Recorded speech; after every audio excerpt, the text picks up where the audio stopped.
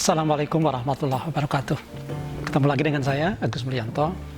Pada kesempatan ini saya akan membahas tentang konsep berbicara, pengertian berbicara, aspek-aspek keterampilan berbicara, fungsi berbicara, dan tujuan berbicara. Baik, sekarang kita mulai dengan konsep berbicara dalam hal pengertian. Apa sih sebenarnya berbicara itu? Berbicara adalah menyampaikan pesan, pikiran, perasaan dengan menggunakan bahasa lisan. Sebelumnya kita sudah membahas tentang menyimak. Menyimak itu keterampilan memahami pesan dari bahasa lisan, reseptif, menerima. Nah, berbicara itu kebalikannya. Berbicara itu keterampilan produktif, keterampilan menghasilkan. Apa yang dihasilkannya? Pesan yang disampaikan secara lisan. Nah, karena kegiatan berbicara itu menyampaikan pesan yang disampaikan secara lisan, tentu saja harus ada simbol-simbol yang digunakan. Simbol-simbol yang digunakannya adalah simbol-simbol lisan, yaitu suara. Selanjutnya kita bicara tentang aspek-aspek keterampilan berbicara. Karena berbicara itu adalah mengemukakan ide, pikiran, atau perasaan dengan menggunakan bahasa lisan, berarti di dalamnya ada proses linguistik, ada proses kebahasaan. Bagaimana pesan yang berupa ide itu bisa tersampaikan dengan bahasa lisan? Tentu saja di dalamnya ada proses encoding, proses membuat kode. Sudah kita bahas sebelumnya dalam menyimak, ada formulator yang di benak kita, alat untuk memformulasikan bagaimana pesan itu mesti dipecah-pecah menjadi bagian-bagian kecil, kemudian diurutkan. Ketika dipecah-pecah menjadi bagian yang kecil, di otak kita juga berpikir menyampaikan pesan itu menggunakan kata apa. Jadi perlu juga perbendaharaan kosakata yang kita miliki sehingga pesan kita itu bisa diwakili dengan kosakata tadi. Dalam hal ini berarti memerlukan penguasaan kosakata. Yang kedua, bagaimana kosakata itu diurutkan? Pengurutan. Dalam bahasa ini ada ilmunya, namanya sintaksis. Bagaimana menyusun itu sehingga menjadi sebuah struktur susunan yang bisa dipahami. Kenapa mesti dipotong-potong dan disusun? Karena berbicara itu menggunakan alat ucap. Dan alat ucapnya itu tidak bisa sekaligus dibuka pesan semua sampai. Tapi gerakannya begini, mekanistis. Setiap membuka ada satu ucapan suku kata. Dua kali membuka, dua suku kata jadi satu kata. Sehingga tidak bisa sekaligus. Beda halnya kalau kita menulis. Bisa copy paste, di copy satu halaman kemudian di paste satu halaman. Nah, berbicara itu tidak, mesti per suku kata. Saya, dua kali buka mulut. Menjelaskan. Tidak sekaligus, sekali buka mulut langsung keluarnya kata menjelaskan, tidak bisa. Harus per suku kata. Sehingga tadi ada perlu pemotongan-pemotongan. Dan itu sebenarnya dilakukan prosesnya di sistem bahasa kita, di otak kita. Oleh namanya yang disebut dengan formulator. Jadi ada kosakata yang dimasukkan, yang dipilih, kemudian diurutkan. Setelah diurutkan, kemudian ketika dikeluarkan, kan pilihannya ada dua kalau bahasa produktif itu, menulis dan berbicara. Nah, kalau berbicara maka organ tubuh yang diperintah itu adalah alat ucap. Udara yang keluar dari paru-paru melewati pita suara, kemudian alat ucapnya yang mengatur gerakan-gerakan sehingga bunyinya sama dengan yang diinginkan. Dan kosakatanya itu mesti yang sudah menjadi kesepakatan antara dirinya yang berbicara dan yang menyimak. Ini juga harus diperhatikan ketika berbicara. Karena berbicara itu ada semacam keterampilan fonetis, keterampilan mengucapkan, merangkai kata dengan intonasi tertentu. Jadi keterampilan fonetis. Untuk memperlancar keterampilan fonetis, tentu saja ini harus ada pelatihan keterampilan berbicaranya. Maka teman-teman kita yang di teater itu ada olah vokal, mengucapkan A, U, I, E, O, itu jelas gitu. Dengan artikulasi yang bagus. Juga ditambah dengan olah fisik juga supaya nafasnya tidak mudah tersengal-sengal, dan intonasinya itu bisa berdurasi lama dengan kenyaringan, tingkat kenyaringan yang konstan misalnya. Yang kedua, berbicara selain aspek keterampilan fonetis tadi atau fonetik, juga ada keterampilan semantik. Ya, tadi kan ada kosakata yang harus kita gunakan, dan pemilihan kosakata itu memperhatikan setidaknya dua makna. Ada makna denotatif dan ada makna konotatif. Denotatif menjelaskan konten, isi, ontologinya. Tapi konotasi itu ketika memilih itu karena ada dampak perasa yang ingin mau ditimbulkan. Apakah ambil, comot, jimpit, itu kosakatanya yang sinonim tapi beda. Mengambil, menyolong, mencopet, menggarong, beda-beda, sinonim, tapi beda. Mana pilihan katanya sangat bergantung dari dampak yang kita inginkan. Jadi ada permainan makna di situ. Ada pilihan makna, juga dampak semantis yang harus kita pikirkan ketika berbicara. Selanjutnya keterampilan vokal. Seringkali ketika orang sudah capek, keseleo lidahnya itu. Coba anak-anak perhatikan inu. Maksudnya ini atau itu, dia bingung jadi inu. Itu contoh ketika antara aspek semantis dan aspek motorisnya itu koordinasinya sudah buruk, biasanya karena lelah. Kemudian aspek yang keempat, keterampilan sosial. Karena ada posisi status sosial antara yang berbicara dan yang diajak bicara. Bagaimanapun status mereka, walaupun kita anggap sama, kita berikan kesetaraan, tetapi tetap saja ada bawaan psikologis audiennya itu. Apakah dia orang yang merasa dirinya di atas kita? Maka pilihan kata dan sikap berbahasa yang efektif juga harus kita pertimbangkan kalau berbicara dengan yang seperti itu. Atau pada orang yang malu-malu, pilihan kata dan cara berbicara pun berbeda karena karakteristik pendengarnya berbeda. Jadi ada aspek keterampilan sosial. Ini 4 hal ya yang saling berkaitan. Keterampilan fonetiknya, vokalnya, keterampilan semantik, dan keterampilan sosial. Selanjutnya kita bicara tentang fungsi berbicara. Untuk apa sih berbicara bagi kita, bagi orang, bagi manusia? Berbicara itu intinya tadi menyampaikan pikiran. Pikiran itu disampaikan dalam bentuk pesan, dalam bentuk informasi. Bisa pesan atau informasi apa adanya, makanya disebutnya informasi. Ada juga informasi atau pesan yang berupa ajakan. Sudah berbeda lagi muatannya, tidak netral, tapi sudah mengarah ke kita, ke positif. Dalam kebutuhan sehari-hari, berbicara juga penting supaya kita bisa menunjukkan kebutuhan kita. Haus, ada air nggak?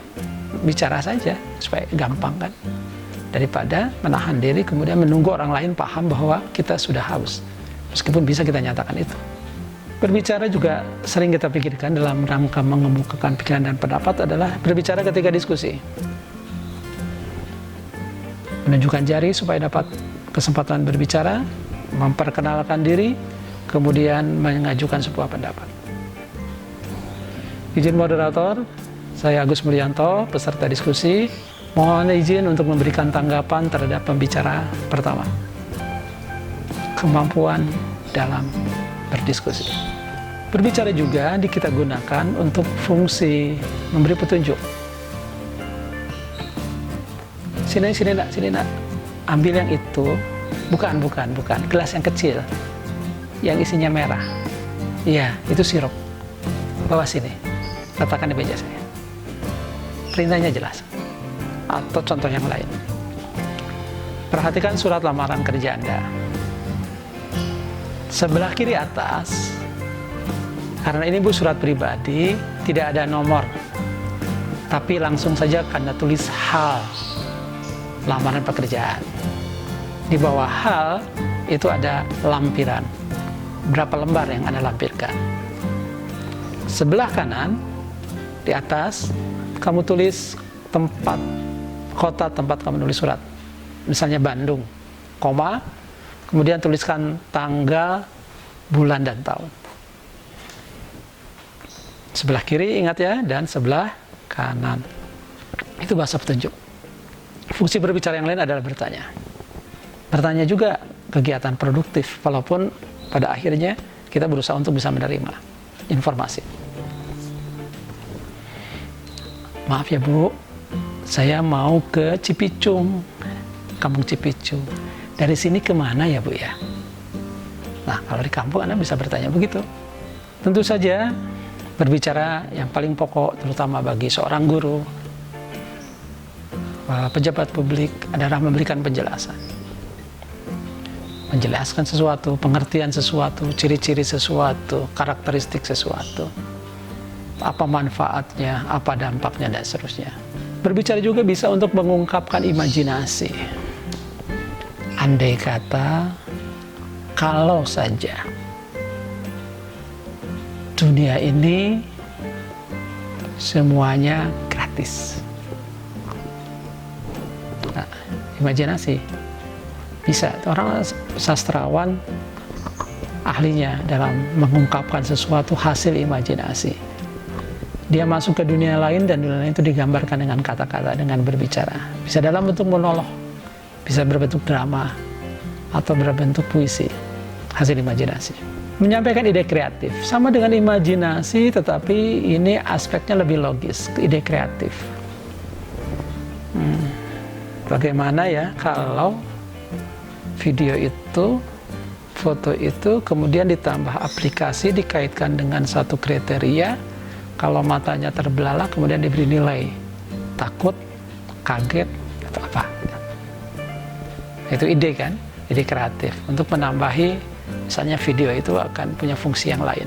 Seperti kalau kita lihat foto, kemudian ada tulisan bahwa usia kita ternyata 26 tahun, dari mana dia tahu usia 26 tahun, padahal salah kan.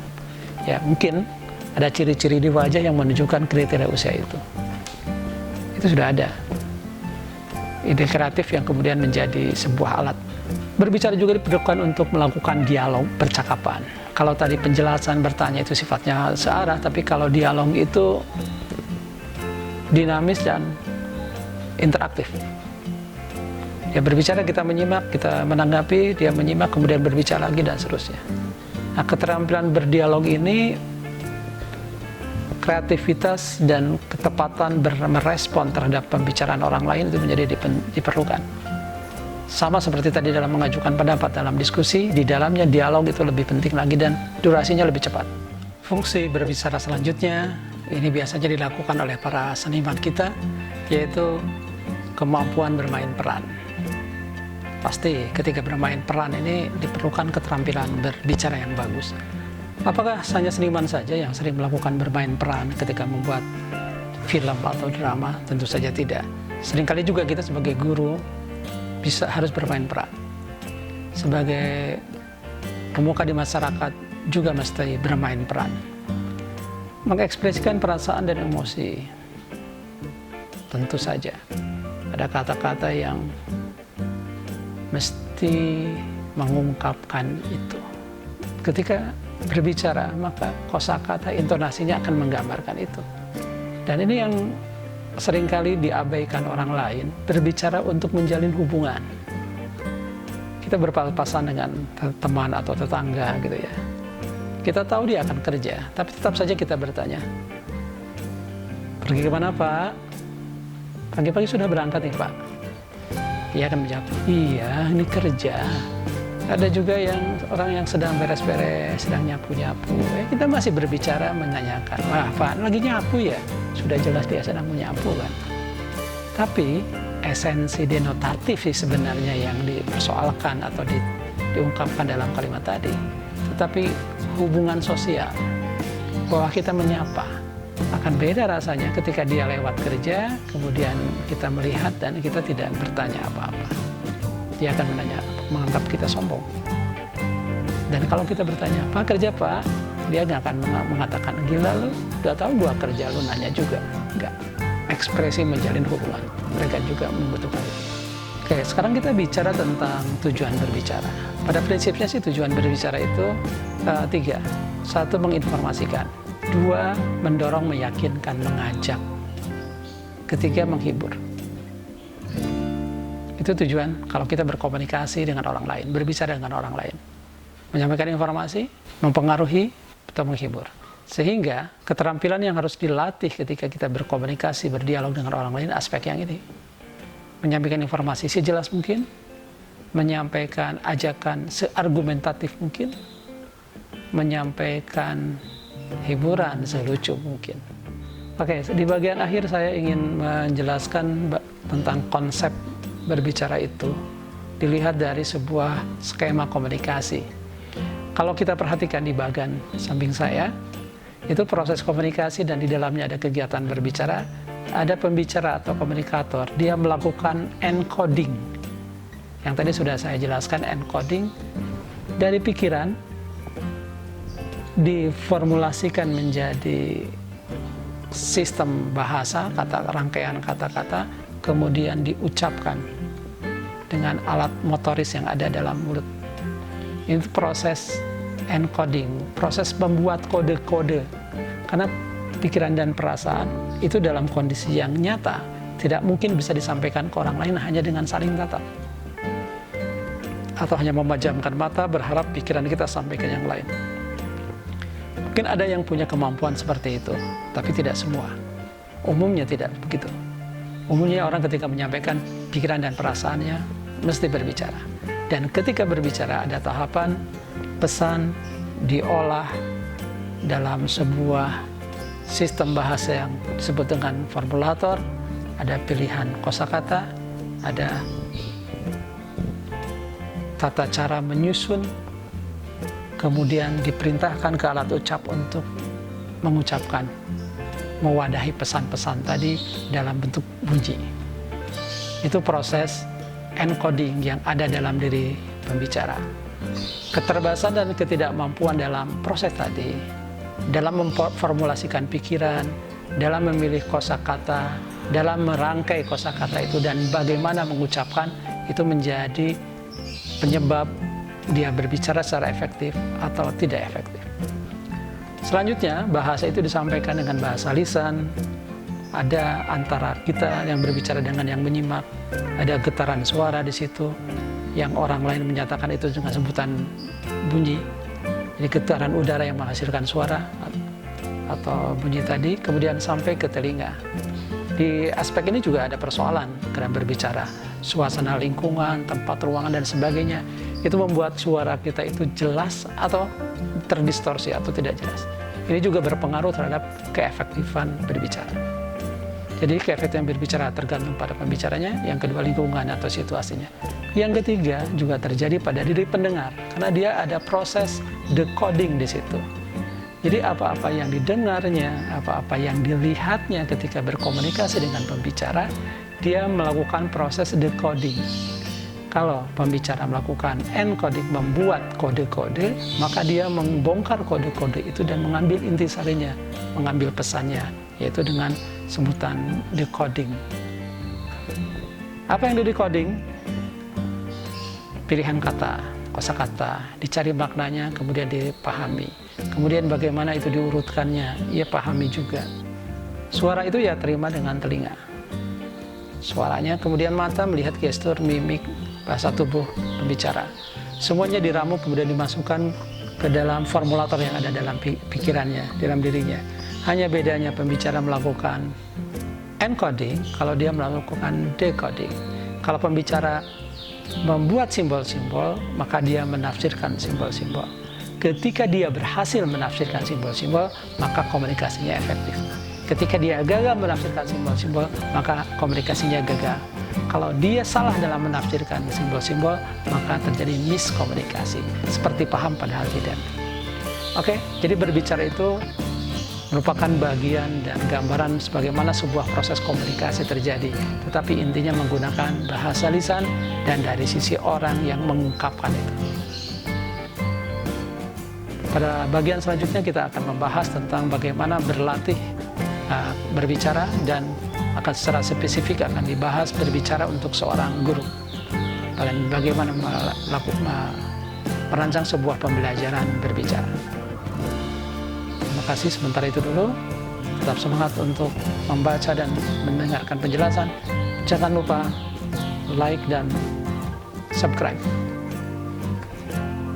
Assalamualaikum warahmatullahi wabarakatuh.